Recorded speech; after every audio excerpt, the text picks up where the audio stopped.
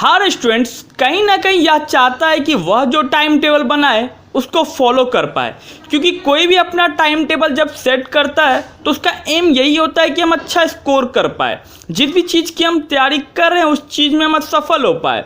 इसलिए आज मैं कुछ ऐसी महत्वपूर्ण बातें बताने जा रहा हूं जिनकी मदद से आप अपने बनाए हुए लक्ष्य को पूरा कर पाएंगे, आप अपने गोल को अचीव कर पाएंगे, जो भी गोल आपने खुद के लिए बनाया होगा। तो स्वागत है मित्रों आपका अपने YouTube चैनल शुद्ध नॉलेज में। तो दोस्तों, अगर वीडियो अच्छी लगे तो वीडियो को लाइक कर दे और चैनल को सब्सक्राइब करना ना भूले और बेल आइकन को जरूर प्रेस कर दे ताकि हमारी जब भी कोई नई वीडियो आए तो उसका नोटिफिकेशन आपको जल्द से जल्द मिले। देखिए, किसी भी लक्ष्य को बनाने से पहले हमारे लिए सबसे बड़ा टास्क होता है कि हम अपने डेली रूटीन को, अपने टाइम टेबल को सही करें।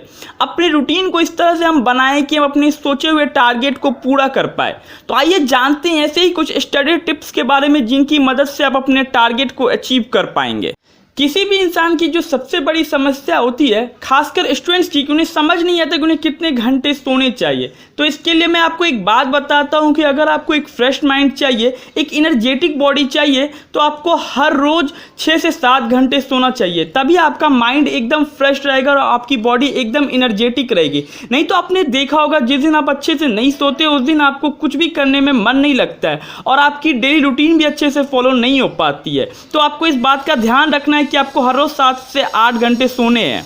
दूसरी बात जो आपको ध्यान में रखनी है, अगर आप अपने बनाए हुए टाइम टेबल को हर रोज फॉलो करना चाहते हो और अपने गोल को अचीव करना चाहते हो तो आपको अपना 2 टाइम को फिक्स कर लेना है, स्लीपिंग टाइम, दूसरा वेकअप टाइम। अगर आप इन 2 टाइम को फिक्स कर लेते हो तो आपका टाइम टेबल कभी भी गड़बड़ाएगा नहीं, क्योंकि टाइम पर सोना और टाइम पर उठना आपकी लाइफ में एक डिसिप्लिन लाता है, आपको काम करने के लिए उत्साहित करता है। और वहीं दूसरी तरफ आपके सोने का कोई टाइम फिक्स नहीं है, आपके उठने का कोई टाइम फिक्स नहीं है, तो आपका टाइम टेबल कभी भी अच्छे से फॉलो नहीं हो पाएगा। इसलिए अपने आप से प्रॉमिस कर लीजिए कि मैं रात को हर हाल में 10 या 10:30 बजे तक सो जाऊंगा और सुबह 5 या 5:30 बजे तक उठ जाऊंगा। जो अगली इंपॉर्टेंट चीज़ है वो है वेकअप अर्ली। देखिए, सुबह का जो एनवायरनमेंट होता है वो एक पॉजिटिव एनवायरनमेंट होता है। आपने एक चीज़ नोटिस की होगी कि जब भी आप सुबह जल्दी उठते हो तो आपके अंदर एक अलग ही पॉजिटिव एनर्जी होती है। अगर आप सुबह सुबह कुछ भी पढ़ते हो तो आपको बहुत जल्दी समझ में आता है और कुछ भी याद करते हो तो बहुत जल्दी याद होता है। सुबह का कुछ भी पढ़ा हो आप लंबे समय तक नहीं भूलते हो,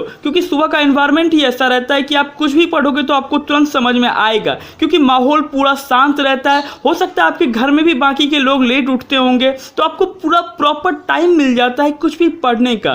तो इसलिए आप हमेशा कोशिश करना सुबह जल्दी उठने का।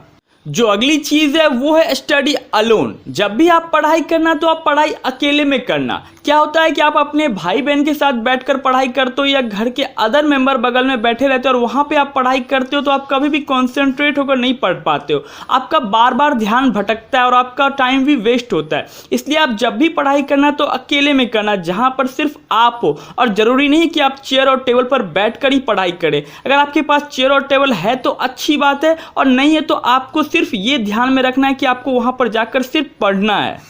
जो लास्ट इंपॉर्टेंट चीज़ है वो ये है कि जब भी आप पढ़ाई करें तो आप कुर्सी टेबल पर बैठकर पढ़ाई करने की कोशिश करें, बेड पर बिल्कुल ना पढ़े। बेड पर पढ़ने से क्या होता है कि आपको नींद और आलस बहुत आएगी, जिसके कारण आपकी पढ़ाई अच्छे से नहीं हो पाएगी। क्योंकि जब भी हमारी बॉडी कंफर्टेबल पोजीशन में आती है तो हमारा कंसंट्रेशन उतना अच्छा नहीं हो पाता है जितना कि होना चाहिए। और वहीं कुर्सी टेबल पर बैठ कर पढ़ने से आपको नींद और आलस बिल्कुल नहीं आएगा और आप